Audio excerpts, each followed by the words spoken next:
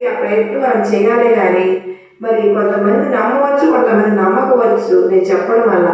ఎవరైనా సరే ఈ విధంగా ఒక్కసారి ప్రయత్నం చేస్తే, ఒక వారం రోజుల పాటు మరి ఆ సాయినాథుడు ఏ విధమైనటువంటి సందేశాన్ని ఇచ్చారో మనం వినే ప్రయత్నం చేసి ప్రతిరోజు ఆ సాయినాథుని దర్శనానికి వెళ్ళి ఉదయమా సాయంత్రమా ఎప్పుడైనా సరే కానీ ఎదురుగా కూర్చుని సాయినాథుని జ్యోతి దర్శనాన్ని 10 నిమిషాల నుంచి 20 నిమిషాలు సాయినాథుని కళ్ళల్లో చూస్తూ మనం మాట్లాడడానికి ప్రయత్నం చేస్తే మన మనసులో మన కళ్ళ ముందు కనిపించిన ఒక శక్తి, ఏదో ఒక శక్తి మన మనసుతో మాట్లాడడం మనం వింటాం, మనం అనుభూతి చెందుతాం. ఆ మాట తీరు, మనం అనుభూతిని, ఆ ధైర్యాన్ని మనం అనుభూతి చెందుతాము.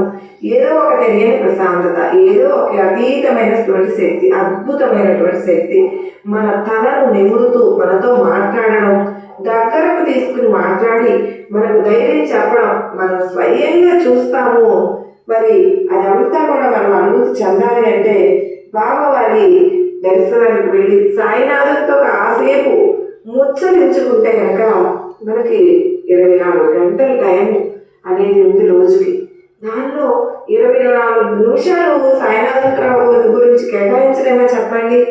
మరి ఒక్కసారి ప్రయత్నం చేద్దామండి. ఈ వారం రోజులు కూడా వారంలో తప్పకుండా ఒకరోజు బాబావారు మనతో మాట్లాడతారు, మనం అనుభూతి చెందుతాము. ఆ సాయినాథుడు స్వయంగా మనతో మాట్లాడడం మనకు తెలుస్తుంది. నా తండ్రి నాతో మాట్లాడుతూ ఉన్నారు, ఏదో ఒక శక్తి నా పక్కన కూర్చుని ఉంది, నన్ను చూస్తూ నాకేదో చెబుతూ ఉంది అన్న అనుభూతిని మనం తప్పకుండా పొందుతాం. ఎవరికైతే ఈ విధమైనటువంటి అనుభూతి చెందుతారో సాయినాథుడు మనతో మాట్లాడారని మనకు అనిపిస్తుందో తప్పకుండా ఒక వారం తర్వాత అయితే నాకు తప్పకుండా కామెంట్ చేయండి ఫ్రెండ్స్. ఎందుకంటే అది మీకే కాదు కదా, ఒక ప్రతి స్థాయి బిడ్డకి తెలియాలి కదా. మరి ఎంతో అధైర్యంగా ఉన్నవాళ్ళు ఉంటారు, పొంగిపోతూ ఉంటారు, ఎంతో మంది వారికి ఏదో ఒక సమస్య అనేది ఉంటుంది. మరి మీరు కామెంట్ సెక్షన్లో షేర్ చేయడం వల్ల ప్రతి ఒక్కరూ తెలుసుకోగలుగుతారు. ఆ కామెంట్ చూసి కొండంత ధైర్యం వస్తుంది వాళ్ళకు. మాతో కూడా 10 నిమిషాలు బాబావారు మాట్లాడాలని ఆ బిడ్డలు కూడా ఆ కష్టాన్ని ఎదుర్కొని ముందుకు పోయేటువంటి ధైర్యాన్ని మీరు అందించిన వారు అవుతారు కదండి. ఈ రోజు సాయినాథ సందేశం పూర్తయిన తర్వాత కూడా ఈ మాటలని ఆ బాబావారే స్వయంగా నాతో మీకు చెప్పిస్తూ ఉన్నారు అని మీకు అనిపిస్తే తప్పకుండా ఎందుకు ఏ విధంగా వినిపిస్తూ ఉన్నారు, ఎందుకు ఈ మాటలు చెప్పిస్తూ ఉన్నారు నాకు కూడా తెలియదు.